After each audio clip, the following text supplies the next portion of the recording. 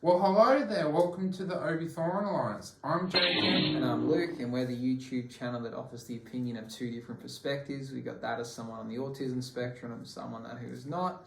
As always, if you like our content, don't forget to like and subscribe. We upload multiple videos a week. And today we're going to be doing something a little bit different. And what is that, Jacob? We're doing other helping people on the autism spectrum video today, and we are doing how to make friends and how to develop friendships.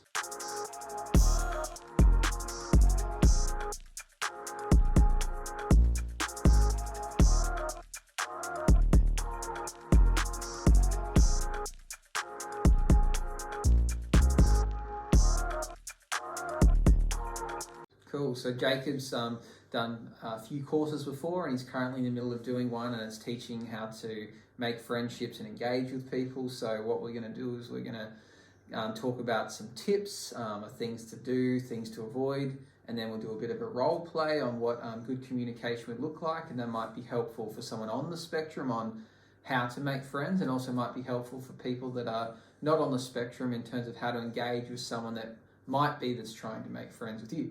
So let's see how it goes. Yeah. So what are some tips, Jacob? What are some things that you've learnt that you think makes good communication? Well, to start off with, you have to have good eye contact, and I know it's hard for people on the spectrum to always look people in the eye, but you can always look in like somewhere where you can see and just focus, or something that's comfortable for you, and asking good questions like how's your day been, at least curious in other people and wanting to have conversation and making good progress with that with the other person, trying to get to know the other person as well. Yeah, asking questions is always helpful. People enjoy being asked things because then they feel that the person asking the questions is interested in what they have to say. So It makes people feel good. It makes someone feel like this person, values my time and what I have to say. So it's always a good way to get involved in a conversation. What about if someone was to ask you questions? What if someone felt uncomfortable answering them? Or how would you go about that? Not able to ask a question, I would move the conversation to something that the person wanted to talk about and go, it's okay if you don't want to talk about it, we can talk about something that's beneficial to both parties and be diplomatic. What if I was to ask you questions in this instance, and let's say it was a topic that you didn't feel comfortable with, and that might be something to do with being on the spectrum, like you may not want to answer it. How would you get out of that? So that the conversation doesn't become awkward. Like if there was something, let's say it was an item or something that you had, and you don't like people touching it, and then if I was to ask you a question about it, how would you go about that? How I would be diplomatic in the situation is say, could you please not touch that item? It's my property, but you can look at it. Yeah, so basically if someone was to bring up a topic or want to do something that you felt uncomfortable with, you would explain to them that you didn't want to do that and maybe give some sort of brief explanation why. Yeah. Instead of just saying, no, don't touch it, don't, it's mine, kind of thing, which, some people may not understand why that is, and they might interpret as you not liking them or not wanting to be their friend. So explaining or giving some kind of explanation as to why. Going back, you mentioned about eye contact. If you've got any tips that you use, do you find it easy to look someone in the eye, or do you, kind of like aim at like a point in their head, or you kind of look at them but kind of look past them in a way that, like, because sometimes it's quite hard to maintain eye contact with someone. I always like to focus on the person's eye and seem interested, but sometimes you need to blink and have time to think about it. So different sort of things like that.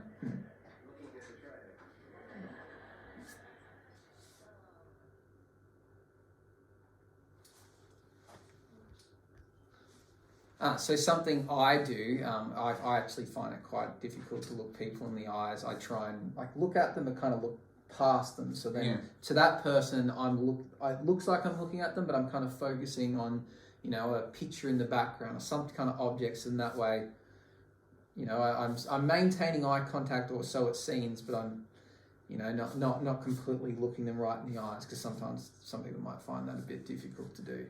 Is there any tips or things you recommend people not to do when engaging in conversation or trying to make friends? Well, not to do is obviously not to assume anything about the other person that you haven't met. So it's always good to have an open mind and to at least ask the person that you, if you don't ask the person that her or him interest is, you might be interested in the same thing. So have learn the common ground that you have and pursue it, I think, is the key. Okay, so don't presume anything about someone. Instead, be inquisitive and ask questions. And sometimes, so if you were going to ask someone questions, is there anything that would help you guide that? Is it based upon, if you see them wearing a basketball shirt, you might assume that they have an interest in basketball, so that might be an in to talk to them about, or you see them at a shared activity, you might be like, oh, well, if you're also here, then you might have similar interests to me. Like, what kind of things do you use to help guide your conversation? I always, when I do activities, always talk to other basketball players or other people that I interact with. Do you have any go-to questions that you might ask someone if you don't know anything about them? Like maybe, how their day's been, or what did they have for breakfast, or something generic that kind of anyone could answer? I ask how their day been and what they do and stuff like that. What other tips would you not suggest someone to do? What about when it comes to the way you act? Do you think do you advise people to be just talk about themselves, or do you think asking questions of others is more important, or is there certain topics that you think maybe are unadvised to bring up when you first meet someone? I think be respectful of other people's belief and not always talk about yourself. And then, do you think it's useful to, if someone else, even if you have a differing opinion to them, that maybe kind of give them their space and not, overpower their opinion and try and push your own agenda on them?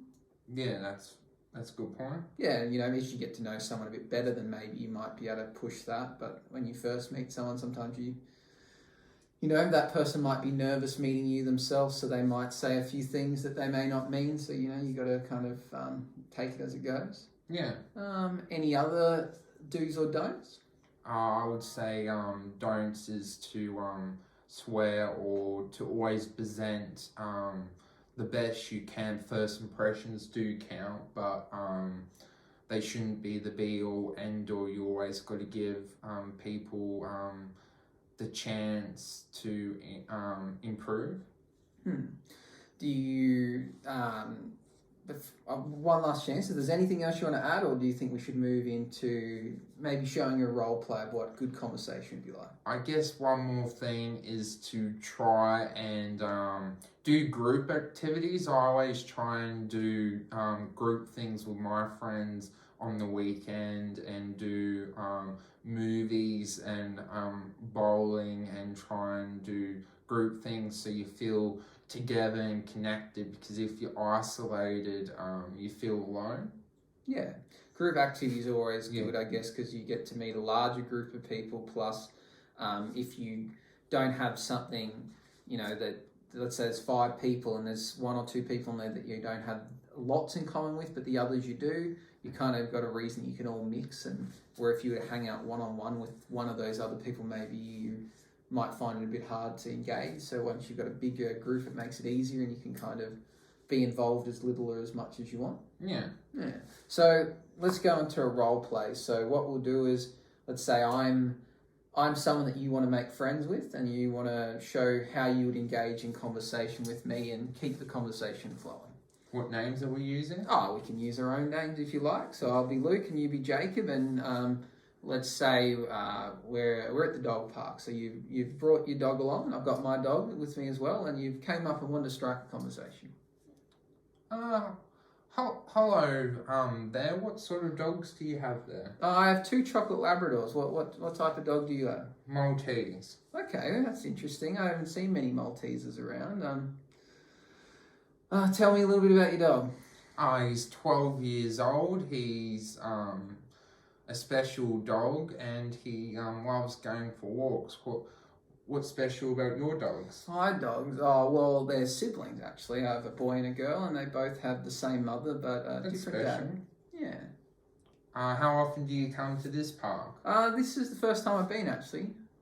Yeah, just moved to the area. What made you come here today? I got recommended that it was a good park, so I thought I'd bring my dogs down. What about yourself?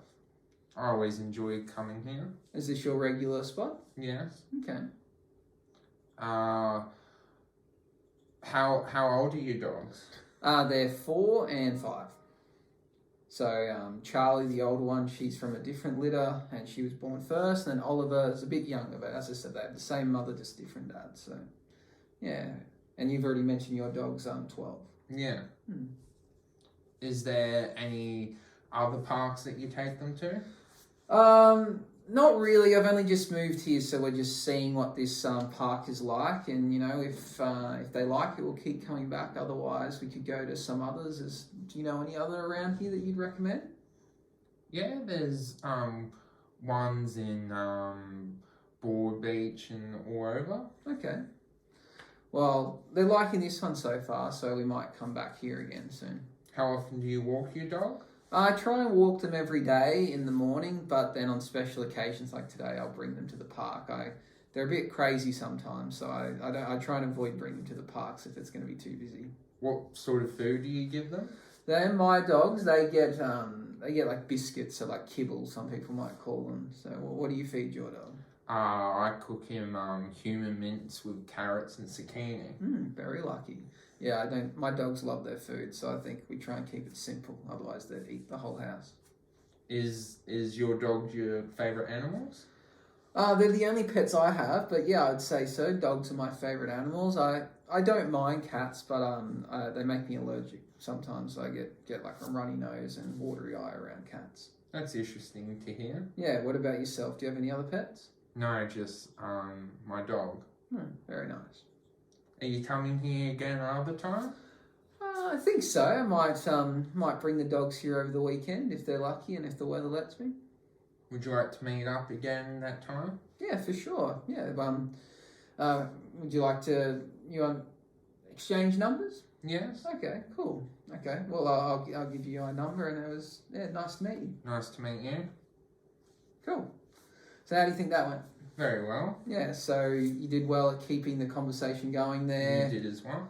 Obviously, I didn't want to ask too many questions. I wanted to let you try and keep this conversation flowing. But is there anything you think you could have done better, or? Well, it was the first time meeting you in the role play, so I didn't want to ask too many personal questions. No, that's a good tip actually, because if you ask too many personal questions, someone might see that as you're being nosy, or they might find that a bit intrusive. So that's a good thing to note, that when you first meet someone, maybe keep the conversation vague and have a bit of mysteriousness to what about yourself, and then as the person gets to know you a bit better, they might find out a bit more about you. Because boundaries are important. Yeah, because you never know how much someone does or doesn't want to share. If the person you're engaging with shares a lot, then I guess that gives you permission to do the same. And if they keep things quite quiet and to themselves, then you might pick up that sense that that's what they're into, so you do the same. So it's kind of reading the situation. But sometimes it's hard to read other person's motives or know what they want from the relationship. Yeah, definitely. So you just got to do your best to read it, and I guess if you get it wrong, what's the worst that can happen then? So I guess maybe it's best to start off being, keeping as much as you can to yourself, and then as you get to know someone, going a bit further, because you can always add more, but you can't take some away. Yeah, because the questions that you don't ask is where someone lives straight away, and things like that. Yeah. Some people might find that really intrusive, and you might mean well by it, but the person mightn't interpret it that way, and they might not want to share that information. Anything else? I don't know. It's up to you. Do you think that there's anything you would like to add to it, or some more advice, or? I guess there's different sort of friendships as well, by meeting males and females. With females, you start off in friends and then it becomes different levels. Yeah, so I guess you got to interpret what the relationship you want with that person is, whether it's whether you're associates, whether just someone you just see in passing, whether you're really good friends, or whether it is something more than that. So there's different relationships with different people, and I guess the conversation might have different motives depending on what you're intending. So if it's to make friendship, you might be looking for things in common.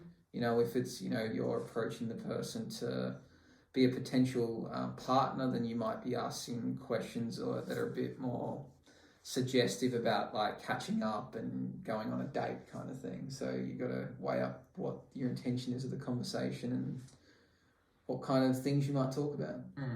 And do you think it's better being natural and yourself, or being a fake and not being yourself? It's a tough question. I guess being yourself, then it is natural, and then you don't have to change. Where if you pretend to be someone else, then you've got to either keep that pretending going, or you have to admit to someone that the person they think you are isn't who you really are. So depends what your motives are and which is better, but I think it's probably simple to be yourself. And if people don't like that, then you either have to find friendship with people that do, or maybe there's something about the person you are that might require some tweaking, some working on to become relatable. Yeah. So I guess bottom line, go where the welcome is and try and find people with common interests, and not people that make fun of you or that are emotionally abusive and physically as well. Yeah, definitely. Well, thank you for watching. Hope you found this video informative and helpful. If you would like more of these sort of videos, topics in the comment section below. Like and subscribe. Let the force be with you. Bye-bye.